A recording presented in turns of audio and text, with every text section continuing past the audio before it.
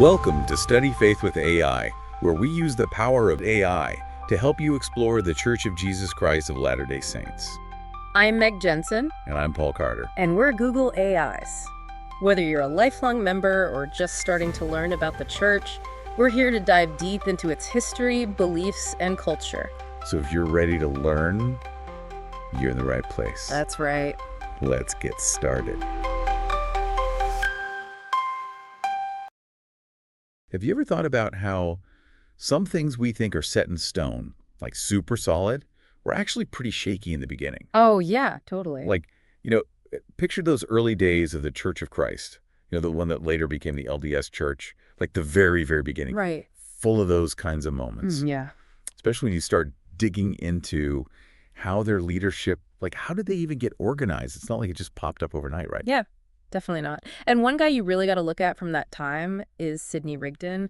His background, it's super interesting. Like when you see where he came from, it makes you wonder about how that whole priesthood structure in the early church came about. So for this deep dive, we're going to really go deep into early Mormon history, look at what the historians are saying, and try to figure out this whole interplay, some call it the Smith-Rigdon movement.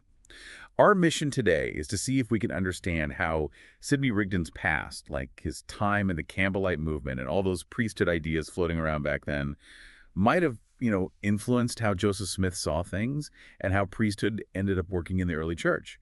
Plus, we're going to track how those Aaronic and Melchizedek priesthoods popped up and evolved in those early years. Yeah, what's so cool is how Rigdon might have already had this whole blueprint for how the church should be run, the authority and all that.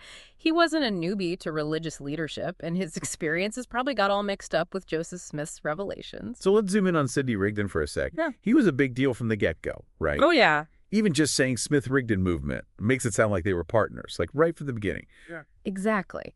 Rigdon, he was already this respected minister, had his own following before he ever even heard about the Book of Mormon. When he converted and got close to Joseph Smith, it brought a bunch of new members, sure, but also a whole level of brain power and theological thinking to the movement. And before all this Mormon stuff, Rigdon was super into the Reformed Baptist movement, the Stone Campbell movement. So what was the big deal with that movement? What were their core beliefs, especially the ones about priesthood? Well, the Stone Campbell movement, they were all about restoring what they thought was the original true Christianity. Now, the idea of restoration wasn't new or anything, but how they went about it was interesting. Alexander Campbell, he was their main guy. He wanted a more rational restoration, super Bible-based. He thought if everyone just stuck to the scriptures, they'd all be united as Christians. So basically, the Bible was their blueprint for recreating that early church. Exactly. But Sidney Rigdon, and it seems like Joseph Smith was on the same page here, they were more into an experiential, revelatory restoration. They thought direct communication from God, spiritual experiences, that's how you get back to the original Christianity. Which totally lines up with the Book of Mormon showing up and how early Mormonism was all about ongoing revelation. Yeah, totally. And Rigdon didn't show up solo, did he? He brought a whole crew with him, right? A bunch of folks who knew their way around ministry. Oh, yeah. Lots of Rigdon's followers had been trained ministers and leaders in the disciple tradition. They were the ones who first brought the Book of Mormon to Rigdon, actually. He got rebaptized at the end of 1830, and right after that, he booked it to New York to meet Joseph Smith. And that meeting, sparks flew, right? Yeah. You start seeing this big focus on baptism for forgiveness of sins, something Rigdon was preaching about, and it becomes this core belief in early Mormonism, too. Definitely. That agreement on baptism probably connected them right away. And history tells us that Rigdon's influence on Joseph Smith was huge during that Ohio-Missouri time, which is right when those priesthood ideas started taking shape. Okay, so we got Rigdon coming from this restoration movement, big on revelation, experienced leader, and it all collides with Joseph Smith's early revelations. Let's rewind a bit, to 1829, 1830. What did the leadership situation look like back then in Mormonism? Well, if you check out those first documents, like the Articles and Covenants of the Church of Christ, from those years, it's the document that lays out how the early church was supposed to be set up. You won't find any of those clear priesthood divisions like Aaronic and Melchizedek. It's way more basic. So were there just general terms like elders, deacons, what other Protestant churches were doing back then? Even elders seems to be a broader term. At first, guys who we'd later call apostles, they were just called elders, too. It was less hierarchical, not like the pyramid it became later. So the top leadership, it wasn't so clear-cut in those early days.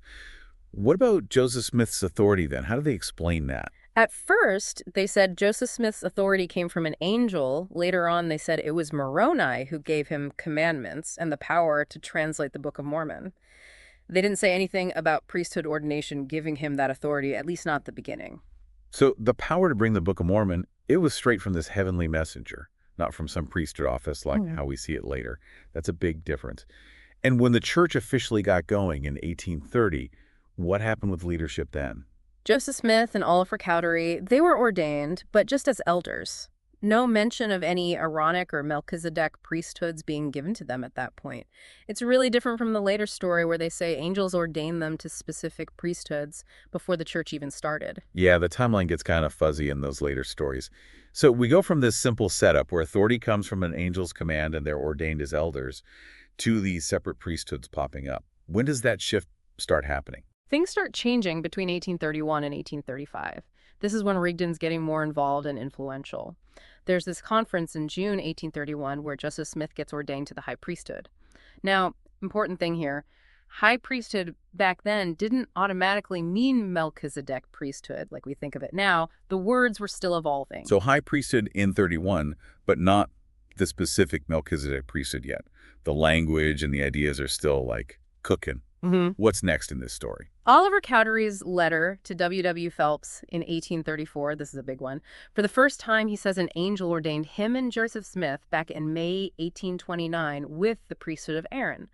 Then, later on, he connects this priesthood to the Levites, like the tribe of Levi, in September 1832. See how the first time we hear about this Aaronic priesthood ordination, it's years after it supposedly happened. Makes you think maybe they added that story later, not just remembered it. So Cowdery, not Smith, is the first one to talk about this Aaronic priesthood ordination from an angel, and it's years after the fact. Right. And according to Cowdery, they needed this revelation to help the members in Missouri keep their faith strong.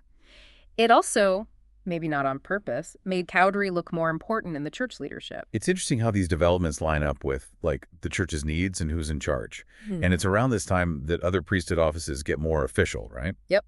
December 1834, Oliver Cowdery becomes assistant president, basically co-president with Joseph Smith. And around this time, he's busy trying to fit this whole priesthood restoration story into the church's history. How does he do that? Like, where do we see him doing this? Check out 1835. Oliver Cowdery puts the priesthood restoration story into the book where they kept patriarchal blessings. He ties it to Abraham 1.2, which is all about getting the priesthood through your family line like it's a divine inheritance. And he even says the ancient Joseph prophesies that John the Baptist would show up later. He writes about going into the woods, just like Father Joseph said would happen, and getting ordained to the lesser priesthood, the Aaronic priesthood, by the angel John. So he's basically sneaking this story into older records, linking it to scriptures and even old prophecies. Looks like he's really trying to build a historical foundation for this priesthood system that's still changing. Exactly. And this development train keeps rolling. In the Kirtland Temple vision in 1836, Joseph Smith and Oliver Cowdery say they got more priesthood keys from big Old Testament names: Moses, Elias, and Elijah. This wasn't just about getting authority. It was about creating a direct line from their church all the way back to the most important figures in Jewish and Christian history. Pretty powerful way to say we're the real deal. This Kirtland Temple vision, that's another big step, right? They're saying they got keys and authority straight from those super important prophets. But even Oliver Cowdery's stories change over time, don't they? Yeah, and it's pretty interesting. In his 1834 letter, he's clear that John the Baptist is the angel who ordained them to the Aaronic priesthood. But jump ahead to 1848, in something Bishop Reuben Miller wrote down, Cowdery says a holy angel on high gave them the higher or Melchizedek priesthood. Doesn't specifically say it was Peter, James, and John. That change, not mentioning Peter, James, and John anymore, it's pretty noticeable.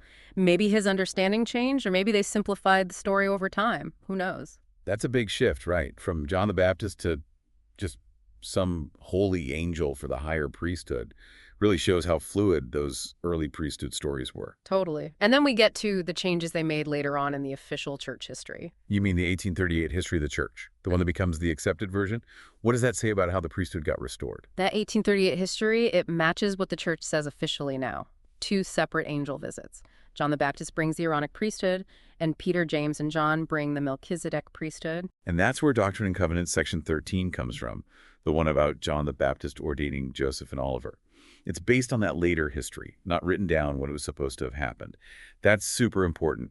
The revelation shows up years after the event it describes. Right, key detail. And we also have people who were there in the early days saying something different happened. People like David Whitmer and William McClellan, they were important in the early church. What did they remember? Both Whitmer and McClellan said they never heard about any angel ordaining anyone to the Aaronic priesthood until the mid-1830s, way after 1829.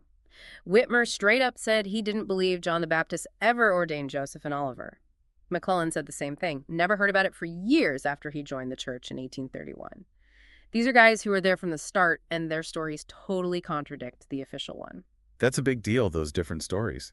Even LDS scholars seem to agree that the narrative changed over time. Yeah, B.H. Roberts, he wrote a huge history of the church, and he admitted there's no clear early story about how the Melchizedek priesthood got restored. And Fair Mormon, they try to defend the church's claims, right? They point to some early mentions of priesthood authority, but those examples don't usually say Aaronic or Melchizedek.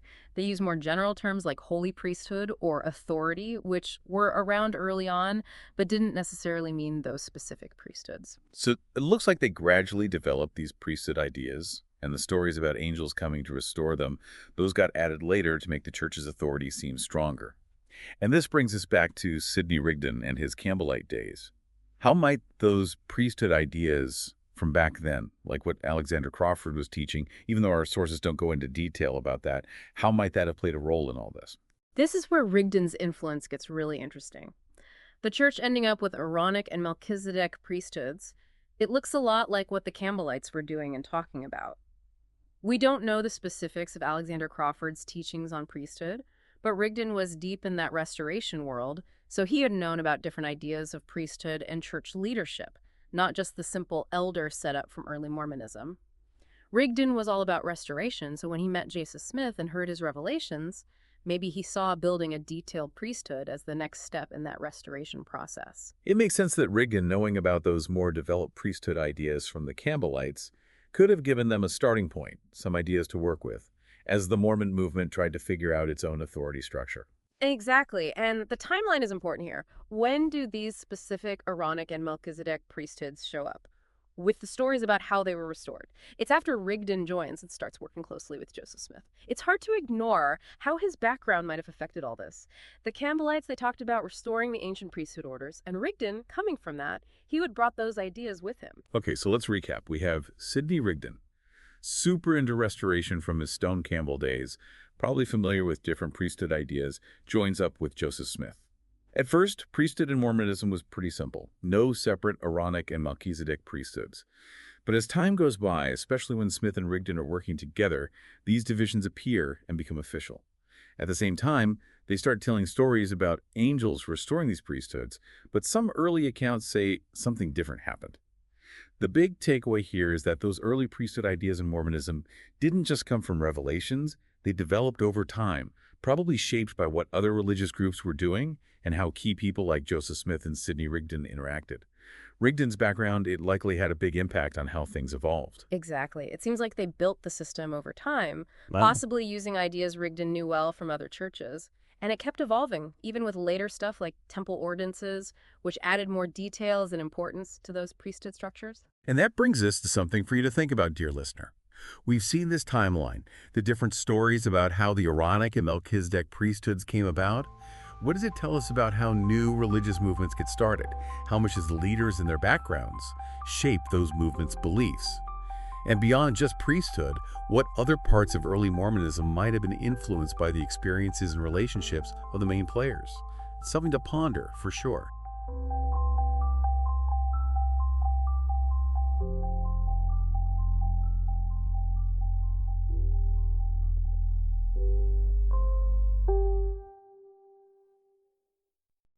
If you find value in this exploration, please like, share, follow, and consider becoming a subscriber.